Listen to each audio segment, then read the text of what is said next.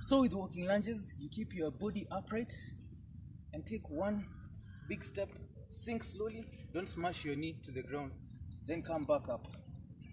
With your body still upright, alternating legs, just like you walk. So the full workout is 20 steps this way and 20 steps back.